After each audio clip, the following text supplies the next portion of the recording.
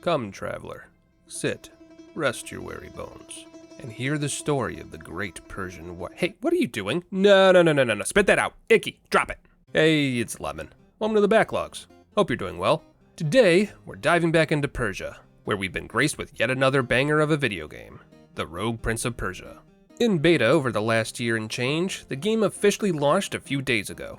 And let me tell ya, whoever thought to combine roguelites and Prince of Persia ought to be promoted, because this game has absorbed all of my free time these last few weeks. For those of you paying attention to my words and not the beautiful art on screen right now, yes, that does in fact mean I've had early access to the 1.0 version of the game. A big thank you to Ubisoft for sponsoring today's video and giving me early access. If you like what you see here today, and trust me, you will, then use my link in the description or pinned comment down below to play it for yourself and let them know I was the one who sent you.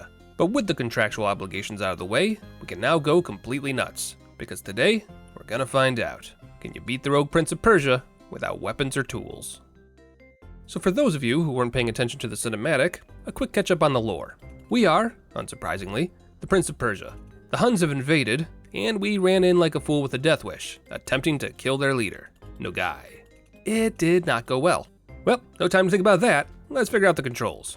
Running into a wall lets you run vertically, left trigger lets you run along background walls, and right trigger lets you do a dash left or right. Basic stuff, but let me just get this out of the way now. The controls in this game? Chef's kiss. It's fluid yet tight, and feels completely natural after only a few minutes of playing. Someone understood the assignment here. And a few majestic wall runs later, we run into our first friend, Pachi. Mysterious and spiritual, she's neither Hun nor Persian. She's the one who dragged us to safety after our fight with Nogai, and her family is responsible for giving me the magic pendant we have around our neck, which, similar to the other Prince of Persia games, controls time. In this game, whenever the prince dies, his pendant returns him to the last time he slept. And that right there is the kicker. We charged in after Nogai because if we died, we could do it all over again. But because Pachi saved us, we've been asleep for 3 days, which means 3 days of unrewindable time have passed, and the capital of Persia now burns.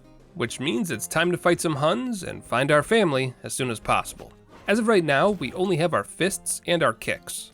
And thankfully, that's really all we need, because while we can't die to fall damage, enemies absolutely can. In fact, enemies can die to all sorts of environmental hazards, including their own bombs, apparently. What's more, we can kick environmental objects like rocks into enemies, stunning them and opening them up for all sorts of fun times. And right about here, the game offers us our first weapon, the dual daggers. The daggers have a DPS of 75, a special attack which can be performed by holding the attack button, and the ability to do critical damage after you vault over an enemy. The fists by comparison do 20 damage, have no special attack, and can only crit if your build allows for it. More on that later. Oh, they also have the shortest range of any weapon in the game. So yeah, good times. So what does this mean? It means that the button-mashing wombo-combo high-intensity action that you get from a normal run becomes a puzzle game, where positioning and vaulting over enemies to dodge their attacks is king. Thankfully, we have a little more than just our fist attacks. We also have a plunging attack, which creates a small shockwave that does 20 damage. So, yeah, looking good. And hey, would you look at that, our first tool. Normally, this would give us a second weapon that we can use if we have enough energy, which is regenerated with your primary weapon attacks. But don't worry about that too much, because we can't use those either. What you should worry about is the new enemy mechanic, protective auras, aka shields. If an enemy has a shield, they can't be pushed with kicks, and they don't take damage until their shield is destroyed, which can be done several ways. You can throw another object or enemy into them, which will remove the shield instantly, or you can punch them repeatedly until the shield's health bar falls to 0. The correct answer tends to depend on the enemy's surroundings, so just follow the flow of battle, and you'll be fine. But with the tutorial level out of the way, Pachi informs us that our family is sprinkled throughout the city, and Nogai is likely at the palace, sitting on the throne like the proper villain he is. So, with our mission acquired, it's time to press onward into level 2, the Ruined Aqueduct. First things first though, at the start of every level, there's some goodies. There's always a fountain that restores some of your health and refills one of your health pots, and one random reward. This time we got some soul cinders, which are a currency that can be spent in between runs, assuming you bank them at the local soul altar without dying anyway. The game also decides that now is the perfect time to tell me about Vayu's breath. Long story short, this game rewards speedrunning. So if you move fluidly and as fast as possible, you'll increase that little meter under your health bar. If that ever maxes out, Vayu's breath activates, which makes you go even faster. You also get it for actions like killing enemies and hitting them in rapid succession, which means that keeping Value's Breath active is very easy if you have a good weapon and never get hit, which means we will never see this mechanic. Probably. The game also has a fast travel system. These pavilions automatically activate if you're close by, and jumping into one will let you teleport instantly to any other pavilions you've seen throughout the level. Great for warping to any forks in the road for further exploration. Now at this point, some of you are probably scratching your head, because if you didn't know better, this all looks very familiar. But don't worry, there's a reason for that. Evil Empire, the team that was responsible for keeping Dead Cells alive and well for most of its life cycle, is the dev studio behind this game. And if you only gave it a cursory glance, you'd say that this is just Dead Cells with a Prince of Persia skin. But there's more than enough new ideas here to go around, and you'd be doing this game and yourself a disservice to think that. So, stop doing that. Anyway, I make my way around the map, kicking enemies repeatedly in the face until they fall off of ledges, and find out with delight that unless an enemy falls all the way to the bottom of the map, which is unlikely with all the ledges around, any gold or souls they drop will zip back into my pockets without me having to chase them down, which means I can focus on pummeling everyone and everything to death with my fists. It's the little things in life, And with a little more parkour past crystal spikes and slippery aqueducts, I eventually make my way to the next level, the Outer Ramparts. And it's here that we bump into the first boss of the game, Baroque. This hulk of a woman has been transformed by dark magic, just like the rest of the Huns we've faced up to this point, but it's a bit more drastic with her than the others. But after a little bit of back and forth, it's time to see what the bosses of this game are made of. Sweet assassinated ghost of Xerxes, does she have 3,500 health? Well, lock in, ladies and gentlemen, we're gonna be here a while. Baroque has several attacks, which range from creating shockwaves of rocks that we have to jump and wall run above, to bull rushing at us, to jumping around the arena doing body slams that cause AoE bursts around her. Thankfully, this last move causes some rocks to spawn, which we can kick to remove her shield, which is much needed, because that shield has well over 200 health. Basically, what I'm trying to say is that this boss fight is a really bad time for my build, and unless I memorize her moveset and turn this into a no-hit run, the likelihood of us slowly chipping her down to 0 is pretty low. I did eventually get the hang of most of her attacks, as they aren't terribly hard to outmaneuver once you know what to expect, but she has multiple phases, which spices up her previous moves. And wouldn't you know it, trying to learn how to dodge a move with only 22 HP remaining is a bad time. And with our death, we're sent back in time, back to the oasis that we woke up from earlier today. Pachi is waiting for us, and seems unaffected by the rewind of time. According to her, her father made our pendant, so she already knows how it works. And this is also why she was able to create a barrier around the oasis that prevents anyone here from being affected by it. Good to know. And so begins the roguelite portion of the game. This oasis will be our hub, where we collect NPCs and can slowly but surely level up and improve our build for future runs, starting with the skill point altar. If we kill enemies, we gain experience, and with said experience, we can level up, all the way to level 15. Each level we gain gives us a node that we can plug into the multiple skill trees, with more skill trees becoming available as we continue to level up. And yes, you can remove nodes for free, so don't worry about making a wrong choice. For now, I decided to take the skills that start me with 300 coins and increase my health pot maximum to 2. Should help a bit. And with that done, it's time to get back at it. Normally, when you start a run, the game gives you a weapon and a tool at random, and these can really make or break a run. Luckily, this doesn't apply to us. Our run is already broken. Wait, but then we find the one thing that's going to save our sanity, a medallion. Each medallion affects your run, granting you passive or active buffs. For example, the one I just got makes it so that my kicks cause the resin status, which slows enemies. Not the most useful thing in the world, but it does help keep them from grouping up around me, so there's that at least. And after a little exploration, we find Sukra, the blacksmith. This NPC will join us back at the oasis, but in case it wasn't obvious, my man here is completely useless for our challenge run. At least he's friendly. I zip around the map, punching every Pangolin I see repeatedly in the face, then find Azeta, the village chief. She's the last one here, and refuses to leave the village due to wanting to protect her home. But she does inspire us to take the fight to the Huns by attacking their camp, which then has the effect of unlocking the Huns' camp on the map. This means that I can now choose to visit the Huns' camp instead of the village when starting a run. And after entering the aqueduct and harassing the local Huns for their lunch money, I spend a chunk of it on a medallion altar, where we can spend coins to unlock a random medallion. Come on, baby, no whammies, no whammies. And it's a tonic medallion, which increases tool energy regen. Useless.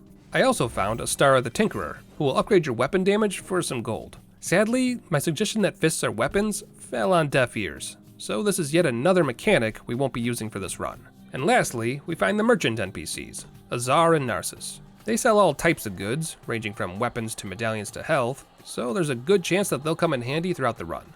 Nothing good this time though, which means that the only advantage we have against Baroque this go around is experience. Oh, fun little details, the boss dialogue changes depending on your story progress. So for example, we've already fought Baroque, so the prince mocks her by stealing the words from her mouth. Neat. And while I may not have any actual new advantages in this fight, my experience with this boss pays off to the point that we actually reach her final phase, where Baroque breaks the background wall to take away some of our maneuverability and regenerates her shield. This doesn't seem like much of a difference, but it actually forces you to fight in the center of the arena instead of hiding in the corners, since you'll need the extra wall height in order to dodge some attacks. But despite learning this trick and getting her down to almost 500 health, it's not quite enough. What I would give for a little more damage. Back at the Oasis, I confirmed that Sucra's only purpose is to unlock weapons and give you more weapon options at the start of the run, both of which won't help me any. But while he may not help us mechanically, he is an important part of the story. It turns out we haven't told anyone about our ability to rewind time before this point, and Sucra is the first person we decide to open up to about it. But while we were super nervous about sharing this information, Sucra just kinda laughs about it. Whether that's because he doesn't understand or doesn't think time rewinding death magic is a big deal, it's not clear. We also talked to Pachi some more, who explains that she can unlock more medallions for us. Finally, a mechanic I can use. All I need to do is kill enemies and collect their souls. Oh, and apparently find a good chicken kebab place nearby. Super important that. This list here is actually crucial to understanding how we're going to go about this run from here on out. Before you is a list of every single medallion we can find, listed by rarity, and we can also see how many more medallions there are left to unlock, which we can do by pumping souls into these medallion packs that Pachi sells. She also sells the ability to see what kind of rewards each level has in store for us, along with the ability to recycle any weapons and medallions that we don't need into gold throughout the run. I think we just found our new favorite NPC. As a quick test, I unlocked the Dazzling pack and received 4 new medallions. These medallions are centered around stunning enemies, which we can do with either repeated attacks or by kicking them into one another. So that was definitely worth the souls. And because we can't take any souls with us into our next run, I pumped the remaining 30 souls into the next pack, changed my skills around so that I get a random medallion at the start of the run instead of the extra health pot, then try out the new level we unlocked, the Hun's Camp. And oh look, our random medallion. Oh wait, it's garbage. Well, waste not, want not. The Hun's Camp has several new enemies that we need to plan around, such as archers, double dagger warriors who are very quick attackers, and spearmen who can attack not just left and right, but also upwards as well. I also found another NPC, Nyamter, the Hun Shaman. Apparently, he tried to warn Nagai that messing around with dark magic would end in disaster, which didn't go over too well with their benevolent leader. And because of this betrayal, Nyamter offers to tell me the weaknesses of the entire Hun army if I bring him back his book somewhere from this camp. Seems like a fair trade to me. And while looking for said book, I found a challenge room. These mini dungeons usually revolve around platforming or puzzles, and require you to sprint through an obstacle course without dying. There's no time limit, but you'll usually be put in a situation that requires some speed and dexterity to make it through. And as someone who loves them a good platform challenge, these were a lot of fun for me. It also helps that I didn't have to fight anything to complete them, but you know. And for my troubles, we unlocked blueprints to make new items back at the Oasis. It's RNG based, so you never know what you'll get, but this time around we got the Puncture Pack blueprint. Excellent stuff. I find some notes at the camp that seem to indicate that Baroque raided the local academy and captured someone there, which is strange because the Huns don't normally take prisoners, and unlock the academy as a new location we can visit. This also unlocks our mind map, which is essentially the game's way of helping us slowly unravel the story. Every time we find something of note, a mind map node will unlock, which then gives us a hint of where we should visit next if we want to progress the story. I really like this idea. Rather than the entire game revolving around getting to the final boss and beating them over and over again, the Rogue Prince of Persia has a story to tell. Don't get me wrong, you can still rush to the endgame boss and beat him, but because of the rewinding time mechanic, if we progress the story, we can change entire timelines and therefore the game itself. You'll see what I mean later on. Until then though, let's continue. I find Nyamter's book and return it to him, and he reveals that he was already free and that the book was just a test to see if I was willing to help an enemy. He heads back to the Oasis, then I push back into the ruined aqueduct, where I continue to push Huns to their quick and timely deaths. I also discover what appears to be a portion of the aqueduct blocked off by corrupted vines. The prince recalls that vines like these are also growing somewhere called the Tower of Oblivion, which means that might be the source. Another mind map node unlocked. If we can find a lever, we can open this aqueduct. We add that to our mental list, then finally have some good news in regards to our damage. The merchant is selling not 1, but 2 aggressive medallions. Sharpener, which increases our damage by 10%, and Burning Blade, which gives us a 20% chance to cause the burn status with every hit. Needless to say, I'm taking these with me. Gold well spent. I also found a sacrifice shrine. These shrines will spawn a random object that you can have if you sacrifice some of your maximum health points. Thankfully, this current object isn't worth it, but the glass cannon in me just stirred a bit. So, let's talk about our new damage. That 10% damage boost is, unfortunately, not as much as I would have hoped, considering it only takes our 20 damage to 22. Every little bit helps, but I wish it was more. As for the burn status, the damage appears to be pretty minor as well. It's not quite clear how much damage each proc of it does, but it seems like it should be treated as a bonus and not as a solution. Oh, it also doesn't work if an enemy is standing in water, so that's good to know. But rather than speculate, let's go try it out on Baroque. But first, a new medallion slot. If you get lucky throughout a run, you can actually have up to 9 medallions at once. That sounds like a recipe for a good time. Hopefully we get to experience that in the future. So, Baroque. This time around, with our 10% boosted damage and the occasional burn proc, things are going a little smoother. The burn damage isn't great, usually only getting to about 20 to 30 damage, but every little bit helps. Is what I would say if I didn't suck at getting past Baroque's second phase slam attack. We clearly need some more practice. Or better yet, some more levels. Turns out, killing Huns is not the only way to get XP. We can also clear entries in Yamcha's Book of Heads. Each enemy not only has a description that details their stats, but also has a task associated with it. Clear a task, and you'll get some souls and XP, dramatically speeding up your ability to level up and unlock new items. You'll love to see it. In an effort to speed up the process even further, I put my new level into a node that gives me 40 souls right from the start of the run, then start again. You know the drill by now. Fight enemies, get their souls and their gold, and slowly increase the power of your build. This time around, I found the entrance to the Grand Academy, where someone is being held captive. Time to find out who. The Academy is a bit different from the other levels we've encountered so far, focusing more on movement and traps than throwing hordes of enemies at you. Don't get me wrong, there are still enemies here, and they're getting stronger with each passing level. But this map in particular seems much more vertical than the others, and has a heavier focus on your parkour skills. I unlocked some blueprints for a new tool, which is unfortunately useless to us, and while it's not actually a boon to this particular run, I do find the left and right sides of the acceleration medallions. When you find both halves of a medallion pair, both medallions are boosted. So for example, with acceleration, each medallion on its own would give you a 10% increase to value breath accumulation. But now that we have both, instead of them giving me a 20% boost, each medallion now gives me 15%, boosting me up to 30 instead. Again, not particularly helpful at the moment, but if we can find some medallion pairs that help increase my damage, that might be enough to push us over the edge. Further into the academy, I find a scrap of cloth and some blood, evidence of Baroque's handiwork. And unfortunately, the cloth is easily identifiable as my brother Shaheen's robes. So now we know who was captured. But where are they keeping him? And oh, would you look at that, a corrupted medallion that increases my damage by 50% at the cost of increasing the damage I take by 50% as well. Why yes, I would like a bit more glass for my cannon, how did you know? I get back to Baroque and demand to know where she's keeping my brother, which actually takes Baroque completely off guard. And while that doesn't have any mechanical impact on the fight, my extra 50% damage certainly does, taking my punch damage all the way from 20 to 30. Getting hit hurts a lot more than it used to, but thankfully, I've been back at this fight enough times that I know how to dodge all of her moves. And with my damage increased, that makes this fight go just a little bit faster than normal, which means less time for me to make silly mistakes. And with that, Baroque goes down for the first time, but certainly not the last. Uh-oh. Chad, are we the bad guys? We might be the bad guys. But with Baroque's death, we get some goodies. We get the blueprint for her gauntlets, a 10% damage boost medallion, and some souls and gold. Very nice. And with her dead, we can finally explore the Tower of Oblivion. Moving right along. This tower is part funeral tower, part prison, and sprinkled throughout it are several new enemies, like these trappers, who lay bombs that only activate if you step near them. We can still use them to kill enemies, but it definitely adds an element of planning to our movement. Right, let's see how deep the corruption of the Hun's dark magic goes. So, how's that snack you're munching on? The enemies here are definitely harder than previous levels. I'm struggling to kill basic enemies, let alone shielded ones or special elites. The only saving grace we have is the environmental damage, because there's no better kill than insta-kill, am I right? Oh god, that one can teleport. But yeah, because of our poor damage, runs are getting longer and longer. At this point, the only hope we ever have to clear a level in less than a few minutes is to skip past most of the enemies and only kill the ones that are close to insta-kill options like thorns or ledges. But if we speedrun through and don't kill enemies, we won't get any souls or gold, which means we can't improve our current run, let alone later ones. Speed or power? We both know which one I chose. And hey, would you look who it is? My brother Shaheen is still alive. A little worse for wear, but at least he's still breathing.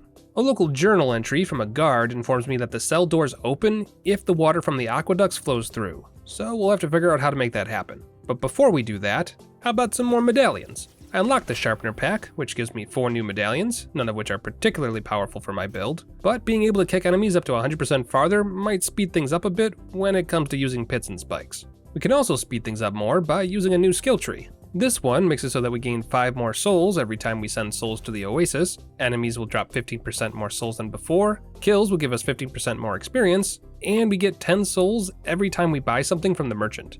Huh, guess you can have speed and power at the same time.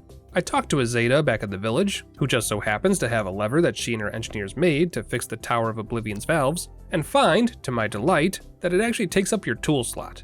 Don't worry, it's not actually a tool. Pressing the B button doesn't do anything at all, but what would normally be a disadvantage for any normal run is actually just a benefit for us. Kinda funny how that works sometimes.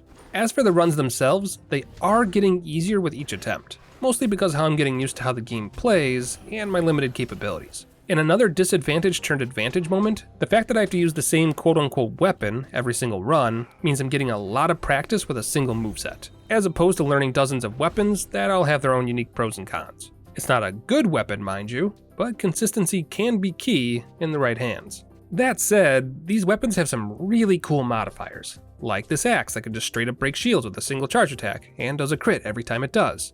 Aw man. But, after some hardcore parkour, I actually find a medallion that fits our playstyle. Nourishing Accident, which increases my maximum health points by 1 every time I kill an enemy with an environmental hazard. Shut up and take my money! And with the lever returned to its rightful place, we can now release the waters to the Tower of Oblivion, help Baroque realize that her role in life is to be my personal punching bag, find a medallion that increases my damage by 5% for every single medallion I have equipped, then finally make it back to Shaheen, where I use a lever to change the flow of the water and force the doors of his cell open. You've been through a lot, Shaheen, but at least you're safe now and can return to the Oasis. Truly, there's no bond like that of a sibling.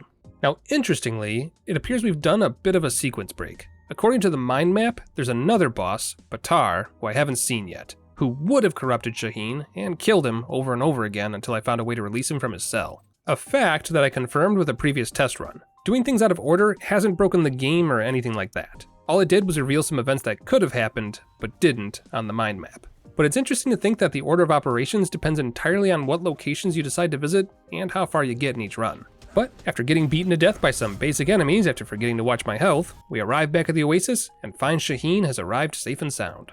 Just like Sukra, I decide to tell my brother about my pendant. But unlike Sukra, he's less dismissive of its powers and how they've affected my actions my entire life. Rightfully so, Shaheen points out that it's my fault that the Queen of Persia led the entire army into battle against the Huns when I rushed off to try and kill Nagai, which I probably wouldn't have done if I hadn't thought I was invincible. Truly, there's no bite like that of a sibling.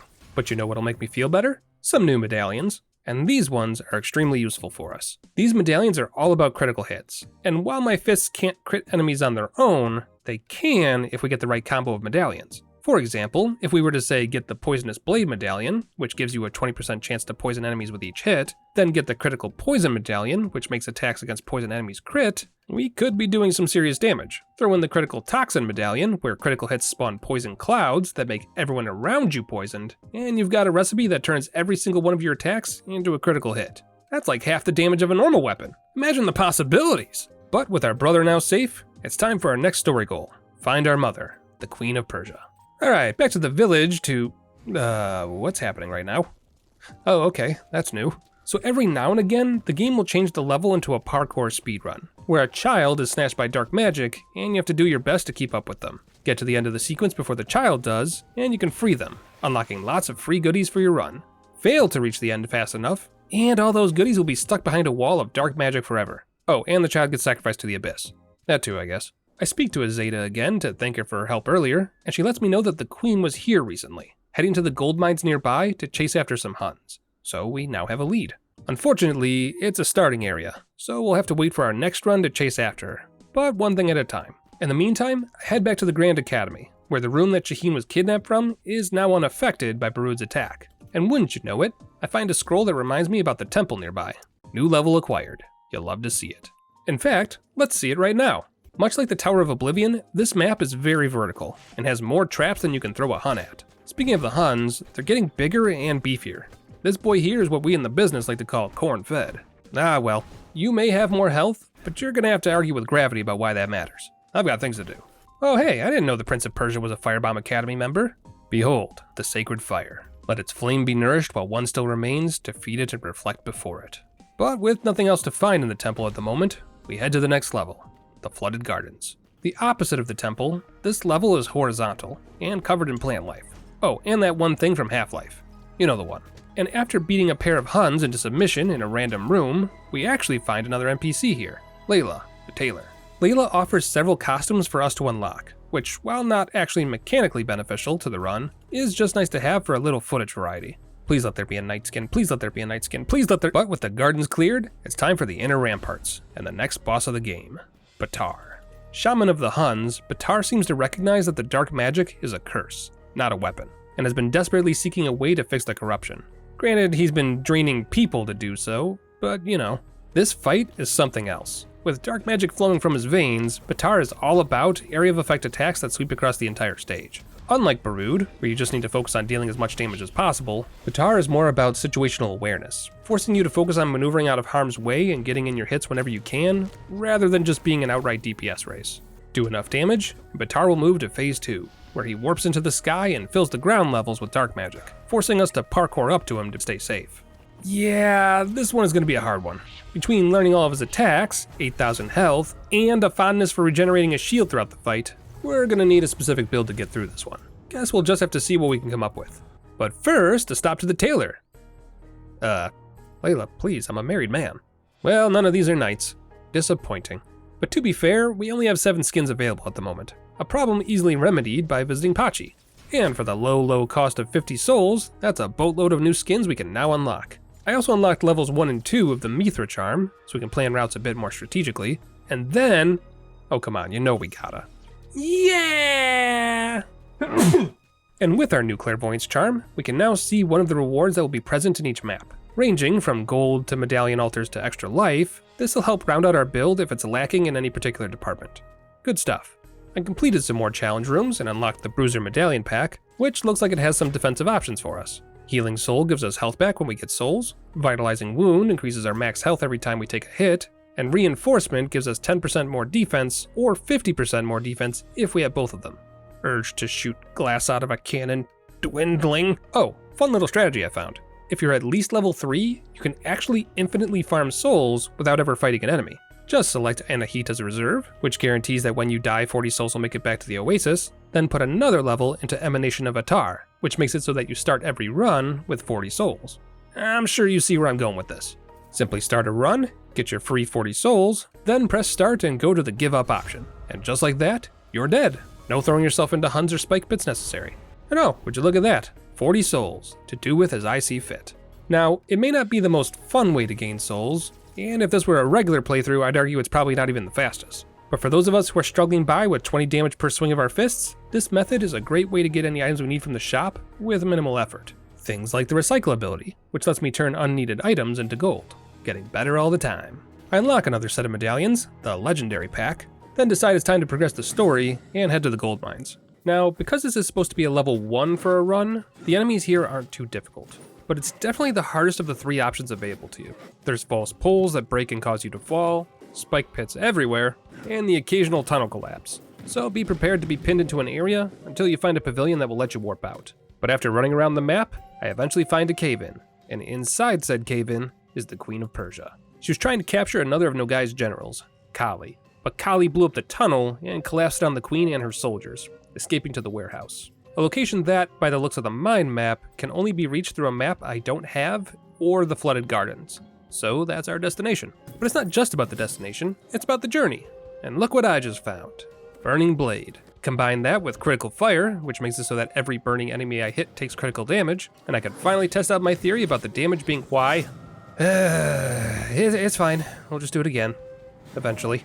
Also, why am I now just realizing that you can get multiple medallions out of a medallion shrine? And why do I have the feeling that this is the case with several shrines and shops? Ooh, a legendary medallion. Dash automatically triggers Value's breath. Well damn, I guess we will see that mechanic in this run. As advertised, just pressing the dash button instantly gives you the speed buff. Shame I didn't invest any points into the Vayu skill tree, otherwise this would instantly break the game. For those wondering, the skills in that tree revolve around Vayu's breath activating, and include having 15% more damage, guaranteeing that every enemy that dies drops a soul, increases your dash length, constantly gives you energy regen, and gives you a shield that blocks 50% of the next damage you take. To be able to do all of that with a single button press would have made this almost a surefire victory run. As it stands now, I'm just super fast. I'm not complaining, just lamenting what could have been had I based my entire build around a hope and a prayer. Oh hey look, a nod to all the other Prince of Persia games. Nice touch, Evil Empire team. Nice touch. Oh, it even gave me a bunch of skins. Fuck yeah. Eventually, all that speed goes to my head, and I fall into a pit of spikes. You know, as you do. But I was able to collect enough souls to unlock the legendary pack, which unfortunately was not as useful as I had hoped. One medallion makes it so that tools do critical damage, which would be insane if I could use them, and the other acts as an extra life, bringing you back to life with half your health when you die. Really good, but not sure if it's worth the medallion slot in a challenge run that requires medallions to even survive. Oh hey, did you know? This game has a medallion that makes the air around you explode when you have Vayu's breath active. Apparently, the Vayu's breath build is absolutely a thing that needs to happen now. Ladies and gentlemen, may I present to you, the exploding Prince of Persia in all of his glory. Turns out, you can force Vayu's breath to activate if you just vault over enemies over and over again in rapid succession. Combine this with the critical fire medallion, which makes burning enemies take critical damage, and we can finally do normal amounts of damage. It's so beautiful. Is this what playing the game normally looks like? Why? Why does this always happen? I guess I'm just not allowed to have nice things in this challenge run. Case in point, I just unlocked the blueprint for a dented pot, a weapon that inflicts random damage, random crits, and random. Did I mention it's random? Why do I get the feeling that this thing is actually incredibly broken in the wrong hands? The run continues. I beat on Baroque some more, failed to save several small children from the darkness of the abyss, and more importantly miss out on free loot, then witness the impossible happen. Vayu's effigy drops for the second time, and after praying to the firebomb goddess for assistance, the fire breath medallion drops immediately afterward. I am become Firebomb, destroyer of worlds. And after several dozen failed attempts, we've finally made it to the warehouse. Or rather, the front door. There's some sort of rune puzzle here, and I don't have the answer. According to the mind map, there's 3 locations I'll need to visit in order to find the proper code for the door. So close, and yet so far. Well, we might as well introduce Batar to the Firebomb Academy while we're here. He's not very impressed. Oh sure, I was able to make it to phase 2 again, and didn't fall into the abyss this time around, but without something boosting my base damage, that extra bit of constant fire damage really doesn't add up as much as you would think. And the prize for the most horrific move and sound effect in Rogue Prince of Persia goes to Batar! Please stop doing that, it hurts so bad.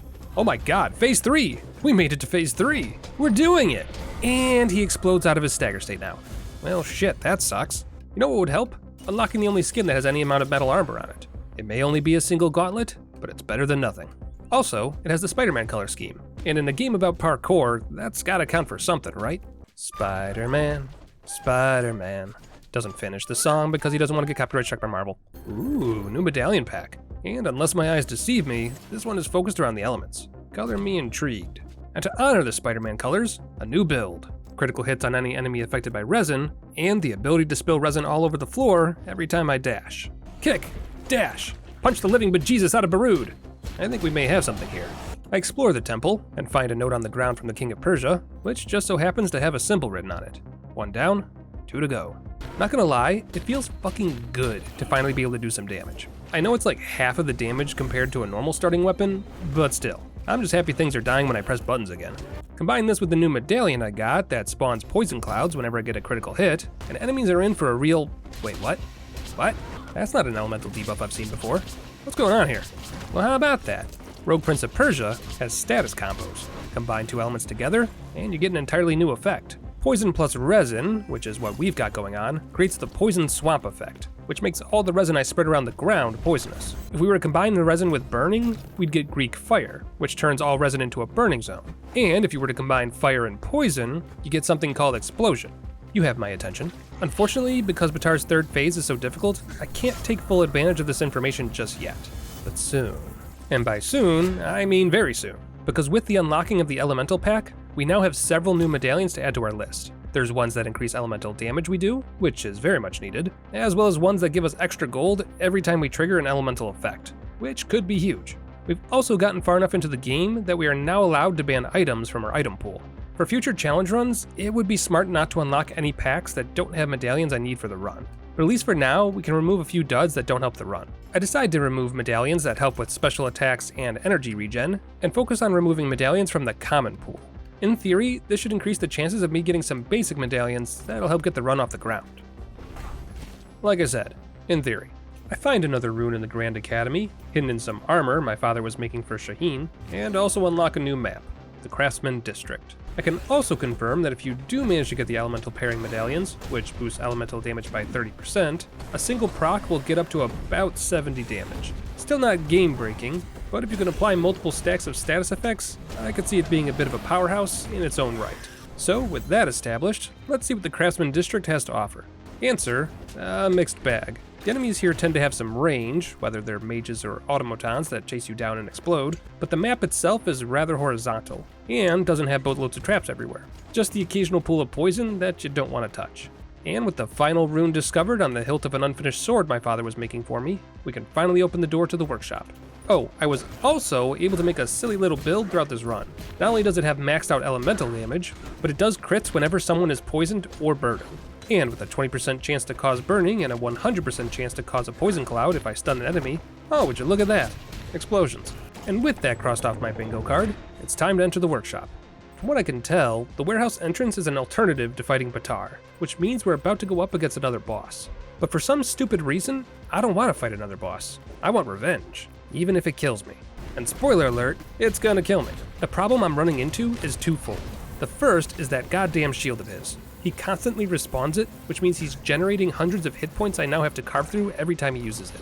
The second problem is that my build doesn't work for this fight. I can't make explosions because I need to have poison, and I can't make poison unless I stun him, which I can't. So it's back to the drawing board, and the drawing board provideth.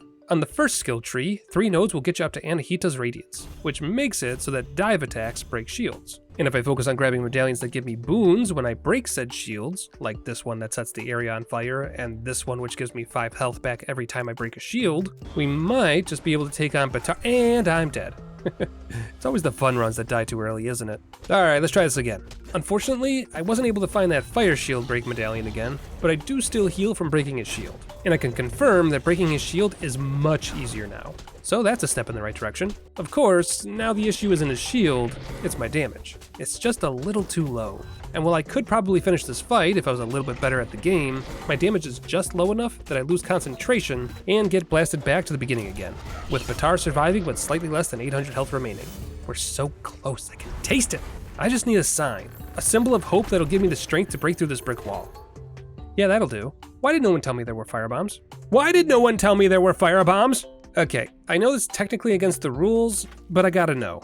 Are these good? Not really, no. They aren't throwable, and they're more for setting fire to everything around you than doing direct damage. But with that said, now that I know which medallions come from which packs and how the skill trees work, I bet you I could make something out of nothing. A few medallions that boost elemental and tool damage and make it so that they always crit, combined with some skills that make it easy to regenerate energy without using a weapon? Yeah, no, I could do something stupid like that. And who knows, if this video does well enough, Ubisoft might just be brave enough to ask me to do it. Go on, do it. You won't. But while we wait with bated breath to see who blinks first, I've got another stupid build to show you. The we're not buying firebombs, we have firebombs at home build. A wonderful combo of misfit medallions that come together to create beautiful, miniature explosions, letting me do upwards of 150 damage if the stars line up just right. And with the way I've got this build made up, they do. Quite often, in fact. 20% chances with every punch to do poison and or burn damage, 30% more base damage, 30% more elemental damage, critical damage against poison enemies, and 5 health every time I break a shield. Combine that with the fact that the explosion status benefits from all of this whenever I can get poison and burn to trigger at the same time, and we've got the perfect build. And after countless runs and several hours of slowly refining my strategy, we've done it. Batar the Corrupt, destroyed at last. Oh, Batar was trying to remove the corruption and was actually trying to stop Nogai. Dang it, why do you gotta make me feel bad about my vendetta? Fine, I'll try to save your people and mine, but I'm not gonna like it. But with him finally dead, we're at the last level, the Palace. It's seen better days. And this level is a bit different. Rather than a big long map, there's several mini dungeons you can enter. Each one has a reward inside, and it's up to you to decide if you want to go after it or not. I decided to give one of them a try, and immediately lost my nerve when I ended up in a combat arena, where you have to survive multiple waves of enemies before you're allowed to leave. So, after deciding that my build was already good enough and that the juice was just not worth the squeeze, I entered the throne room chambers and made my way to the final boss of the game, Nogai, the king of the Huns. While confident, Nogai seems to understand that his situation is deteriorating quickly, and that without a cure to the corruption, he's doomed. But that's not enough to make him back down from a fight, and so the final boss battle begins. His moves are slow, but powerful, and he can dash around the arena with ease. He does have several attacks that cover the entire screen, but they're actually not too hard to dodge. The hardest attack tends to be his rockfall, which is RNG based and a bit hard to outmaneuver sometimes. But after a short amount of time, we've exploded our way into Phase 2, where Nogai removes easy access to 2 of the columns. Apparently I was supposed to be using them, I guess? I don't know, I'm just punching him to death. He does develop a few new moves in this phase, with new hitboxes that I haven't learned quite yet, and he can transform his sword into a dual glaive now, which is a bit harder to dodge as well. But with a little bit of greed, we might just be able to die a slow and painful death. Damn, so close. To be fair, you and I both know it's not just going to be 2 phases, and I was completely out of health pots, but catching a glimpse of whatever comes next would have been helpful. Ah well, we did it once, we can do it again. And while the build won't be quite the same, I was able to manage to get the resin and burn status effects, which means we get to see what the Greek fire status looks like. And the answer is very fucking cool. But with my vendetta against Batar finally satisfied, I think it's time we see what the boss in the workshop has in store for us. Kali, shaman daughter of Nogai. Kali has big ambitions, and seems to almost be in control of the corruption. And with its power, plans to depose Nogai and rule over Huns and Persians alike. And she seems to think that would be a lot easier if she had a Persian king by her side. Woman, please, I'm a married man. Kali the Prodigy. Another mage fight like Bakar, this one is much more focused. Kali summons shadow warriors to her side to fight me, but she can also summon dark orbs that bounce around the arena, as well as a dark scythe and spear that she can use like real weapons. Much like other enemies in the game though, the fact that some enemies have explosions can be used against her, causing huge chunks of damage if you can get her to stand in the bomb's radius, a fact that I use to dramatically speed up the fight. In Phase 2, Kali sets 2/3 of the arena on fire, forcing me to fight in a small space, which hurts, and then she continues the onslaught by attacking a bit faster and summoning multiple rays of dark magic around the arena that do significant damage if you get caught in them. And while I was cut down by her shadow minions in the end, I was able to get her below half health. Not a terrible first attempt, all things considered. Way easier than Batar at the very least. So, with a better understanding of her moveset, we try again. Not a very fancy build this go around. Just some poison damage punches and a 30% boost to our base damage. But like I noticed the first time, I don't need a fancy build. I just need to lure the right enemies into the right areas, and let Kali's minions do all the work. And though it got a little closer than I would have liked, eventually Kali made the mistake of standing still for just a little too long. And after removing the last of her shadow children, that's all she wrote. And with her dead, we've unlocked the Shadow Scythe weapon, which is super cool and does the Bloodborne thing where it can either be a scythe or a spear, but we've also reached the actual reason we're here, the Queen. She appears to be pretty badly wounded, but she should live and be able to make it back to the Oasis. It does take some convincing though, as my father the king is still missing and she's pretty adamant about finding him. According to the mind map, the king was last seen at the palace. That does not bode well. Funnily enough, in my fear the first time around, I completely failed to explore the palace properly. There's not just mini dungeons, but also several rooms. Oh hey, it's my room. Not a bad joint. I have good taste. What the? They ripped the head off my teddy bear! You bastards! Further investigation also leads me to a wall that's leaking blood, which is not a normal thing that walls do. Unfortunately though, it appears as if the lens that once opened this particular trapdoor is broken, and we'll need a new one. A problem for another day. For now, I need to see if I can find some better medallions in the mini dungeons, which, it turns out, are thankfully not all battle arenas. Most of them are just normal level layouts, and easy enough to scoot through if you're fast enough. Unfortunately, the mini dungeons didn't have anything worthwhile this go around, so it's up to a slow and steady poison build to steal the show. And though it took all of my health pots and my single revive to do it, I was able to whittle the guy down, and eventually bring him to his knees. But as expected, this isn't the end. The guy runs off, forcing us to give chase. He dropped his weapon though. Why does that make me more nervous?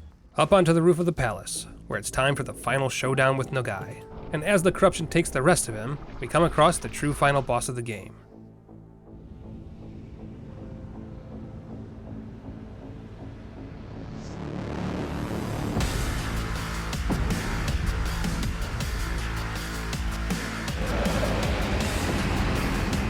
We're gonna need a bigger fist. So, good news, bad news. The good news is that Corrupted Nogai is very slow, and his fists are easy to dodge. The bad news is that you have to reach his hands or head to do any damage, which involve platforming while he summons dark pillars, or, on occasion, golden spears that fly across the screen at you. Oh, he also has 12,000 health, and we only do 26 damage per swing. By the way, did I mention he has 12,000 health? Yeah, something tells me we're gonna need to rethink our build here. Just a slight bit more damage, and we can make this happen. And wouldn't you know it, the game provides exactly that. The Gilded Pack. This pack is all about money. And considering most of the in-game mechanics that are designed to drain your wallet don't apply to this challenge run, that's exactly what I wanted to hear. We've got medallions that drop gold when I get a critical hit, medallions that give me extra defense and attack power depending on how many coins I have in my wallet, and the all-important Gilded Touch, which, if paired, will increase my gold find by 50%. In regards to finding the king, my mother says she saw him out on the palace balcony with the lighthouse keeper, so if anyone would know where he's at, it would be him. Oh my god, we're still unlocking maps. Okay, this game is a bit bigger than I thought. So, after changing my skills around a bit and banning a few new medallions to help narrow down my build, we can slowly begin to acquire my latest and greatest creation, the Capitalism build, where I make more money than God, then beat everyone around me to death with it. I make my way to the new level, the port, which is actually completely different than the other levels. No real platforming or anything like that, just a straight line left or right, with multiple buildings that you can enter.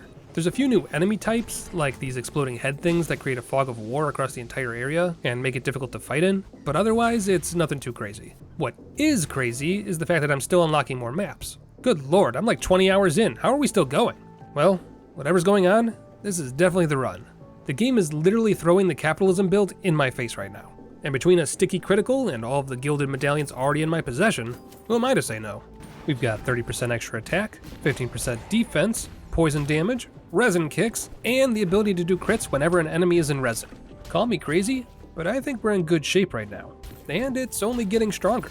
All I need to do is kill enemies around the maps, and for every 1,000 gold I collect, we get a huge bonus to our stats. That one enemy took me from 30 and 15% to 70 and 35. We're almost hitting 70 damage now. That's still not quite as good as a starting weapon, amazingly. But hey, that's way better than anything we've had up to this point. By the time I reach Kali, my damage is at 80% and my defense is at 40. I'm not even trying to dodge her attacks. I don't know how, but I seem to have removed all of the glass. We're just pure cannon at this point. And if you think that's bad, just wait. It gets better. Because in the palace mini dungeons, I found whatever the hell this thing is. And after it dies, my gold shoots up to over 16,000, giving me 160% damage and 50% armor. Ladies and gentlemen, I can finally proudly say, we do more damage than a basic starting weapon. Please, everyone, hold your applause. By the time I've reached Nogai, I've somehow managed to increase those numbers even further. And what used to be a final boss becomes just a boss. Look at that, he hit me and only did 22 damage. Oh, buddy, that's just sad. Someone put this poor Hun out of his misery.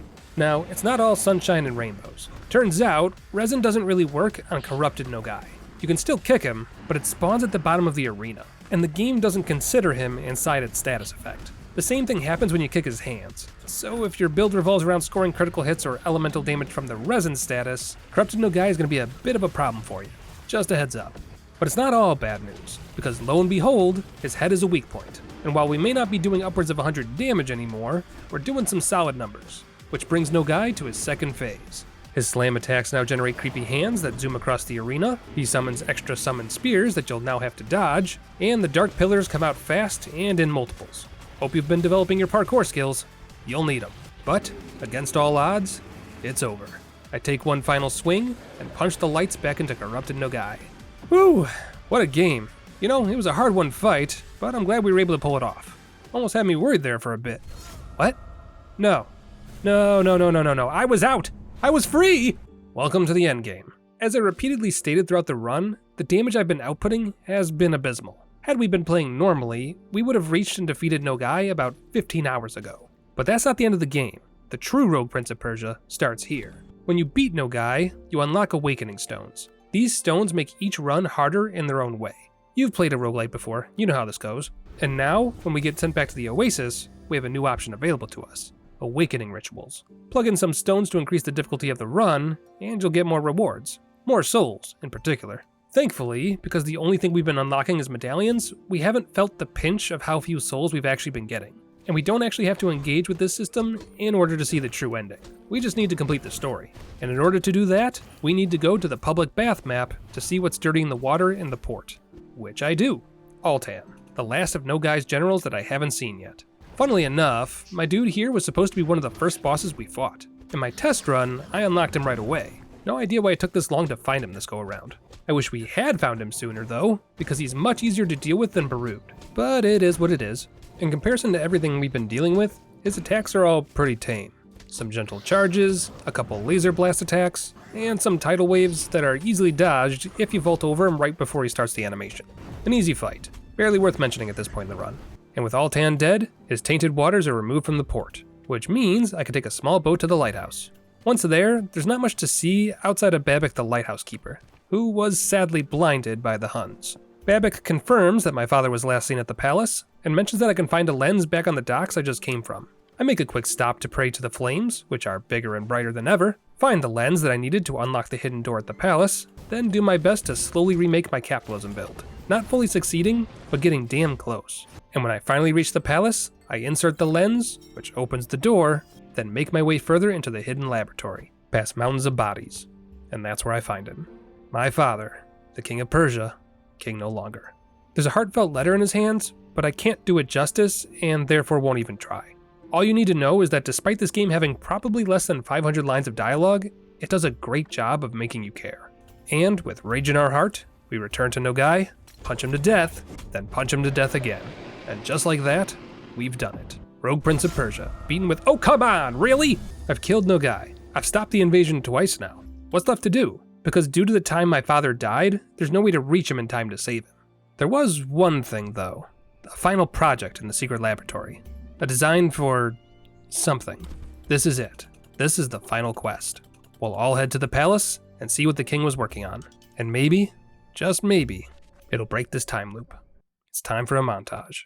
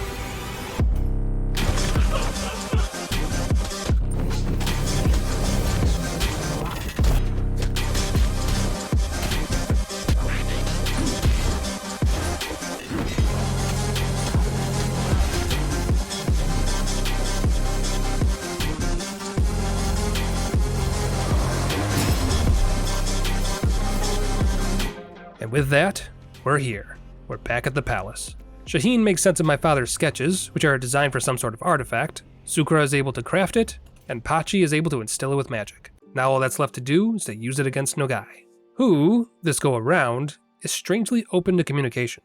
He laments the plight of the Huns, who have little to nothing while the Persians seemingly have everything. But despite recognizing that it didn't have to be this way, Nogai decides he would rather succumb to the darkness, having brought me with him.